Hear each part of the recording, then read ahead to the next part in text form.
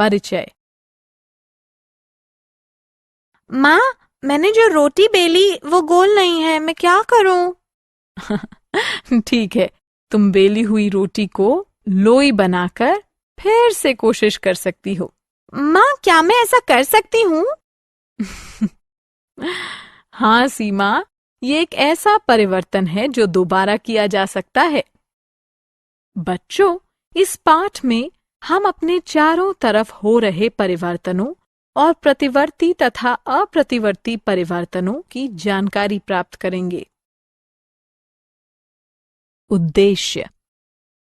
इस पाठ के अंत में आप निम्न करने में सक्षम हो जाएंगे: हमारे चारों ओर होने वाले परिवर्तनों का वर्णन करना, प्रतिवर्ती परिवर्तनों की व्याख्या करना, अप्रतिवर्ती परिवर्तनों की व्याख्या करना, प्रसार का वर्णन करना, वाष्पन का वर्णन करना, परिवर्तनों पर एक नजर। क्या आपने देखा है कि बीज कैसे उगते हैं? एक और बिंदु जिस पर गौर किया जाना चाहिए ये है कि बर्फ कैसे पिघलती है और पानी बनकर यह नदी में कैसे बहती है। ऐसा कैसे हो सकता है?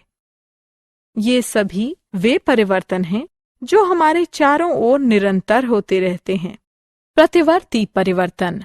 परिवर्तन दो प्रकार के होते हैं: प्रतिवर्ती और अप्रतिवर्ती। वे परिवर्तन जिन्हें दोबारा उनकी मूल अवस्था में बदल दिया जाए प्रतिवर्ती परिवर्तन होते हैं। आइए हम इसे आजमाएं। कुछ रेत लें और इसे पानी में मिलाएं। पानी में मिल जाने पर क्या आप रेत को पानी से अलग रख पाएंगे? चलिए दूसरे को देखते हैं। किसी चॉकलेट को पिघलाएं। क्या आप जानते हैं कि आप उस पिघले हुए घोल को ठोस बनाकर दोबारा चॉकलेट में बदल सकते हैं? जी हाँ, ये प्रतिवर्ती परिवर्तन के उदाहरण हैं। अप्रतिवर्ती परिवर्तन। आइए कुछ और परिवर्तनों पर विचार करें और देखें कि हम उन्हें दोबारा बदल सकते हैं या नहीं। आइए एक ऑमलेट बनाने के लिए एक अंडे को तोड़कर उसे मथते हैं। क्या अब हमें वही अंडा वापस मिल सकता है? क्या आपको सेब पसंद है? आइए एक सेब को 4 टुकड़ों में काटें। काटने के बाद क्या हमें पूरे का पूरा सेब वापस मिल सकता है? ये वे परिवर्तन हैं जिन्हें बदला नहीं जा सकता और इन्हें अप्रतिवर्ती परिवर्तन कहा जाता है। प्रसार। क्या आप थर्मोमीटर पढ़ना जानते हैं? थर्मोमीटर में पारे के फैलने पर यह तापमान बताता है। क्योंकि पारे की अवस्था में परिवर्तन होता है, इसलिए थर्मोमीटर तापमान बता पाता है। इस परिवर्तन को प्रसार कहा जाता है। आइए प्रसार का एक अन्य उदाहरण देखें। हम जिन ग्लासों का उपयोग पानी पीने के लिए करते हैं वे शीशे को गर्म करके मोड़कर तैयार किए जाते हैं। पिघले शीशे को कर्मचारी उससे अलग अलग आकारों में ढालते हैं जिनका हम रोजाना उपयोग करते हैं। वाष्पन। क्या होता है जब आप किसी कटोरे में पेट्रोल रखकर उसे धूप में छोड़ देते हैं? जी हाँ, कुछ समय के बाद आप देखते हैं कि पेट्रोल कम होने लगता है।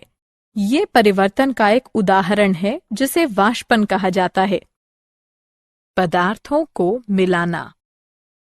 2 या 2 से अधिक पदार्थों को मिलाने पर परिवर्तन हो सकता है।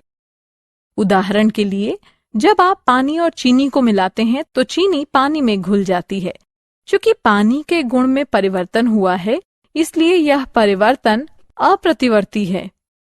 आइए एक और उदाहरण देखें। जब आप चाय की पत्ती गर्म पानी में मिलाते हैं तो आप पाएंगे कि पदार्थों को मिलाने से एक परिवर्तन होता है। इस स्थिति में यह परिवर्तन अप्रतिवर्ती है।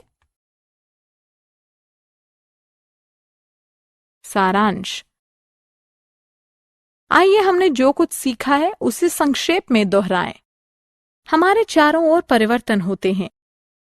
ये परिवर्तन जिन्हें उनकी मूल अवस्था में दोबारा बदला जा सकता है प्रतिवर्ती परिवर्तन होते हैं। जिन परिवर्तनों में हमें मूल पदार्थ नहीं मिले वे अप्रतिवर्ती परिवर्तन कहलाते हैं। गर्म करने पर पानी वाष्प में बदल जाता है। इसे वाष्पन कहते हैं।